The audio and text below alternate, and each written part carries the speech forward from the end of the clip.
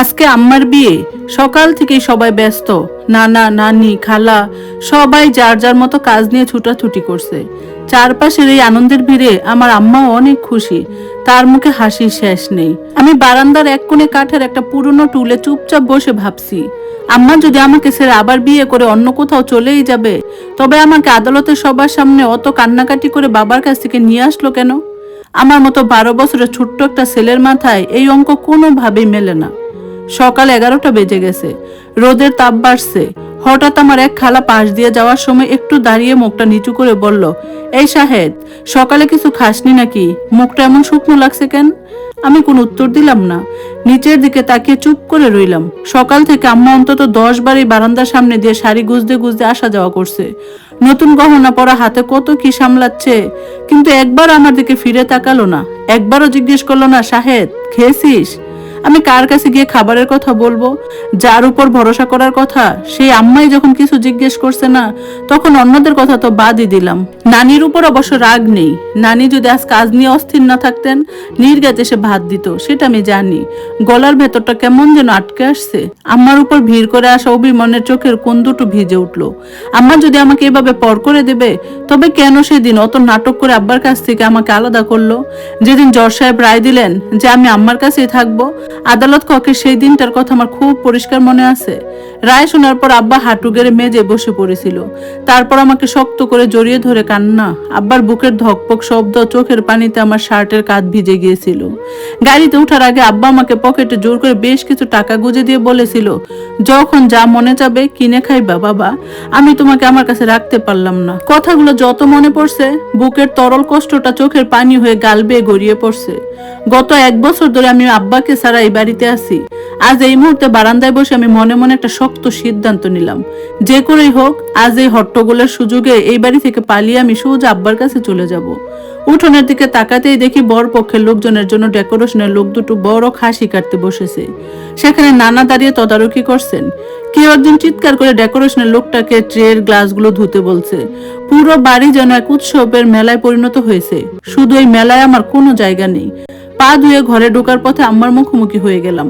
লাল সুতোর কাজ করা ভারী একটা শাড়ি পরেছে আম্মা, হাতে লাল রেশমি চুড়ি। পার্লার থেকে আসা একজন মেয়ে আম্মার চুল বেঁধে দিচ্ছে। আমাকে সামনে দাঁড়িয়ে থাকতে দেখে আম্মা একটু থমকে দাঁড়ালো, কিন্তু তার চোখে সেই আগের মতো আদর বা উদ্বেগ কিছুই দেখতে পেলাম না। বরঞ্চ সেখানে ছিল এক ধরনের তারা।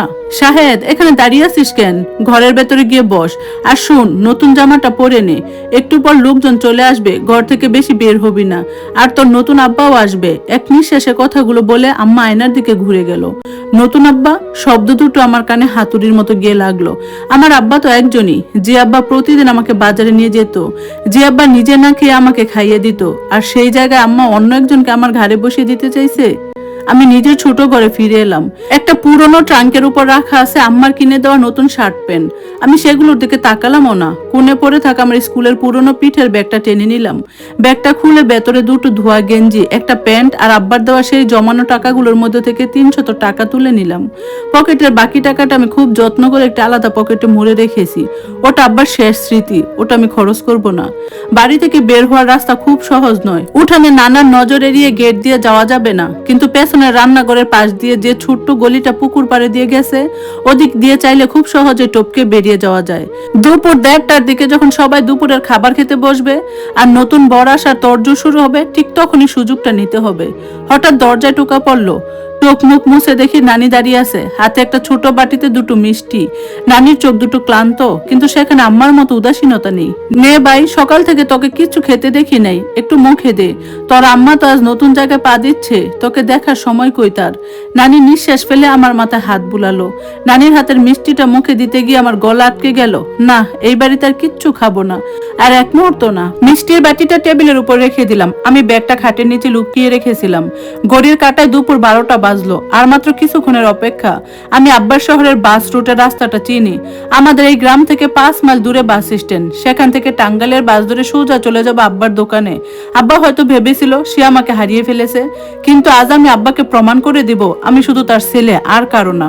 ঘড়ির কাঁটায় তখন 1টা বাজতে 10 মিনিট বাকি। মরিচ আর গরম মশলার ঝাঁঝালো গন্ধে পুরো উঠোন গম গম করছে। বাবুর্চি কড়াইয়ের ঢাকনা সরিয়ে বিশাল কাঠের খন্তা দিয়ে চাল নাড়ছে, আর সেখান থেকে ধোঁয়া উঠে বাতাস ভারী করে তুলছে। নানা গলার রক ফুলিয়ে ডেকোরেশনের ছেলেকে তাগাদা দিচ্ছে, আরে গেটের ফুলগুলো ঠিক মতো বাঁধ, বরপক্ষ আর আধা ঘন্টার মধ্যে চলে আসবে। ঠিক এই হট্টগোল আর হইচয়ের মুহূর্তের জন্য আমি অপেক্ষা করছিলাম। খাট থেকে ব্যাগটা পিঠে ঝুলিয়ে নিলাম, শার্টের তলায় ব্যাগটা চেপে ধরে সাবধানে পা টিপে টিপে পেছনের রান্নাঘরের গলির দিকে এগোলাম। নানি তখন কড়াই থেকে বাটিতে কুরমা ঢালতে ব্যস্ত। কাজের মহিলাটা ডাল বাটা নিয়ে তর্ক করছে, কেউ আমার দিকে খেয়াল করার অবস্থায় নেই। রান্নাঘরের পেছন ঘেসে বাঁশঝাড়ের স্যাঁতস্যাঁতে গলিটা দিয়ে বেরিয়ে আসতেই সুদা গন্ধ নাকে এলো। গলির শেষ মাথায় পুরনো ইটের নিচু দেওয়াল। ব্যাগে হাত দিয়ে দেখে নিলাম টাকাটা ঠিক আছে কিনা। তারপর কোনো মতে পা দেয়ালে আটকে উপরে বাঁশ বাগানে লাফিয়ে পড়লাম। কাদা শুকনো বাঁশ পাতার উপর দিয়ে যখন দৌড়াতে শুরু করলাম, তখন বুকের ভেতরটা ড্রামের মতো বাজছিল। মনে হচ্ছিল এই বুঝি কেউ পেছন থেকে ডেকে উঠলো, শাহেদ কই যাস? কিন্তু না, শুধু পেছনের বাড়ির সাউন্ড বক্সের বাজতে থেকে হিন্দি গান আর মাইকের আওয়াজ ব্যাকগ্রাউন্ডে ফিকে হয়ে আসতে লাগলো। পাকা রাস্তায় উঠে আমি হাঁটার গতি বাড়িয়ে দিলাম। দুপুর একটায় রোদে পিচ ডালা রাস্তা গরম হয়ে উঠেছে। চটির তলা দিয়ে সেই আঁচ পায়ে লাগছে। বাস স্ট্যান্ড পর্যন্ত পৌঁছাতে হলে প্রায় 3 মাইল কাঁচা রাস্তা আর 2 মাইল পাকা পথ পার হতে হবে। ভ্যান বা রিক্সায় উঠলে চেনা কেউ দেখে ফেলতে পারে, তাই হাঁটাহাঁটি ছাড়া গতি নেই। রাস্তার দুই পাশের ধান খেতে বাতাসের তুড়ে দুলছে। মাথার উপর প্রখর রোদ, তৃষ্ণায় বুক ফেটে যাওয়ার জোগাড়। রাস্তার 2-1 গ্রামের পরিচিত মুখ দেখা গেল। আমি মুখ নিচু করে গামছা দিয়ে মাথা ডেকে হাঁটার ধরন বদলে ফেললাম। 12 বছরের একটা ছেলে পিঠে ব্যাগ নিয়ে একা একা এত রোদে কই যাচ্ছে, এই প্রশ্ন যাতে কেউ তুলতে না পারে। ঘন্টাখানেক একটানা হাঁটার পরে যখন পাকা রাস্তার শেষ মাথায় বাস স্ট্যান্ডে পৌঁছালাম, তখন আমার পরনের গেঞ্জি ঘেমে পিঠের সঙ্গে সেটে গেছে।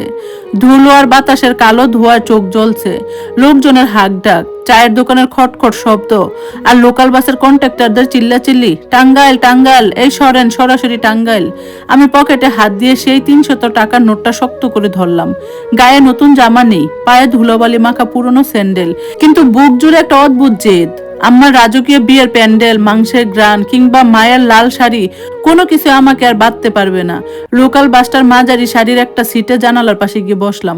কন্ট্রাক্টর এসে বলল, কোথায় যাবি? আমি বুক চিতিয়ে শক্ত গলায় বললাম, টাঙ্গাইল। ভাড়া কত? কন্ট্রাক্টর আমার ছোট চেহারার দিকে একটু অন্যভাবে তাকালো। 50 টাকা দে। আমি পকেট থেকে নোটটা বের করে দিলাম। হাতে বাকি টাকা আর টিকিট পেয়ে জানালার বাইরে তাকালাম। গাড়িটা স্টার্ট দিতেই পুরো বাস একটা ঝাঁকুনি দিল। সাইড মিররে দেখলাম গ্রামের সীমানা পার হয়ে ধীরে ধীরে বাসটি বড় রাস্তায় উঠে যাচ্ছে। মনে মনে ভাবলাম, আম্মা হয়তো এতক্ষণে টের পেয়েছে আমি ঘরে নেই, কিংবা হয়তো এখনো টের পাইনি। বড়াস আর সাজগুজ নিয়ে হয়তো সে পার্লারের মেয়ের সাথে ব্যস্ত। আমি না খেলে যার কিছু যায় আসে না। আমি বাড়ি থেকে হারালে কি তার নতুন সংসার আটকে থাকবে? নিশ্চয়ই না। গাড়ির জানালার বাতাস এসে গা জড়িয়ে দিচ্ছিল, কিন্তু মাথার ভেতরে ঘুরেছিল আসছিল আব্বার সেই শেষ কান্নাটা। 1 বছর আগের কথা। আদালতের বারান্দায় কাঠের বেঞ্চে বসেছিলাম আমি। মা আর বাবা দুই দিকে দুটো আলাদা টেবিলে উকিলদের সাথে কথা বলছিল। মা জজ সাহেবের সামনে গিয়ে হাউমাউ করে কেঁদে উঠে বলেছিলেন, ছেলে আমার কলিজার টুকরো, ওকে ছাড়া আমি বাঁচবো না। ওর বাবা মদ জুয়া খেলে, সংসার ছারখার করছে। আমার ছেলেকে ওর হাতে দিলে ওর ভবিষ্যৎ নষ্ট হয়ে যাবে।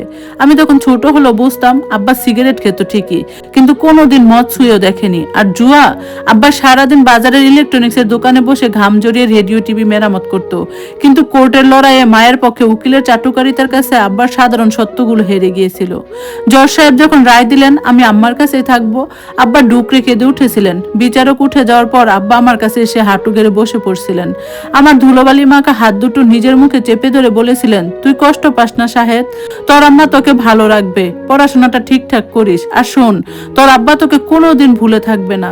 সেই দিন আব্বার হাত থেকে পাওয়া সেই সামান্য টাকাগুলো আজ আমার একমাত্র ভরসা। বাস যখন টাঙ্গাইল বাস স্ট্যান্ডে এসে পৌঁছালো, তখন বেলা 5টা পেরিয়ে গেছে। পুরো শহরটা অচেনা লাগছিল। 1 বছর আগে আব্বার সাথে যখন এই শহরে এসেছিলাম, তখন এত বড় বড় দালান ছিল কিনা মনে নেই। মোড়ের থেকে নেমে একটা ডাবের দোকানে গিয়ে দাঁড়ালাম। ডাবলা লোকটা ডাব কাটতে কাটতে বলল, কই যা বাবা যান? আমি বললাম, চৌধুরী মার্কেটের পেছনে রহমান ইলেকট্রিক্স দোকানে। লোকটা ডাবের চোখ কেটে দিতে দিতে বলল, ও খালেক মিয়ার দোকান, ওই তো সোজা গিয়ে ডান দিকের গলি, হেঁটে গেলে 5 মিনিট লাগবে। ডাবের জলটুকু এক নিঃশ্বাসে খেয়ে টাকা মিটিয়ে দিলাম। তারপর হাঁটা দিলাম নির্দিষ্ট গলির দিকে। গলিটা একটু ভেতরের দিকে। দুই পাশে পাশে বেশ কিছু পুরনো টিনের আর ইটের দোতলা দোকান, ঘড়ির দোকান, সাইকেল মেরামতের দোকান পার হয়ে একটু এগোতেই নজর এলো সেই নীল রঙের সাইনবোর্ডটা, রহমান ইলেকট্রিক্স। সাইনবোর্ডের রং কিছুটা চটে গেছে। দোকানের সামনে একটা পুরনো রঙিন টেলিভিশন খোলা অবস্থায় রাখা। ভেতরে একজন লোক মাথা নিচু করে সোল্ডারিং আয়রন দিয়ে সার্কিট বোর্ডে কাজ করছে। বাতাসের রং আর রেজিনের পরিচিত ঝাঁঝালো গন্ধ। লোকটার চুলগুলো এক বছর অনেকটাই পেকে গেছে। গায়ের নীল শার্টটার কলারটা একটু সেরা, গাল ভাঙ্গা, চোখে মোটা ফ্রেমের চশমা। আমার বুকের ভেতর যেন হাজারটা ডাক একসঙ্গে বেজে উঠলো। চোখ দুটো ঝাপসা হয়ে এলো। আমি দোকানের দরজার কাঠের টুলে ব্যাগটা নামিয়ে রেখে কাপা কাপা গলায় ডাকলাম, আব্বা। ভেতরে সোল্ডারিং আয়রন ধরা হাতটা এক মুহূর্তের জন্য বাতাসে থমকে গেল। লোকটা কোনো কথা না বলে আস্তে আস্তে মাথা তুললো। চশমাটা নাকের উপর থেকে টেনে ঠিক করে আমার দিকে তাকালো। প্রথম কয়েক সেকেন্ড আব্বা যেন নিজের চোখকে বিশ্বাস করতে পারছিল না। তারপর হাতের টুলটা মেজে ফেলে দিয়ে ধক করে উঠে দাঁড়ালো। শাহেদ, তুই তুই এখানে? আব্বার গলার আওয়াজ আটকে আসছিল। আমি আর নিজেকে ধরে রাখতে পারলাম না। দৌড়ে গিয়ে আব্বার কোমর জড়িয়ে ধরলাম।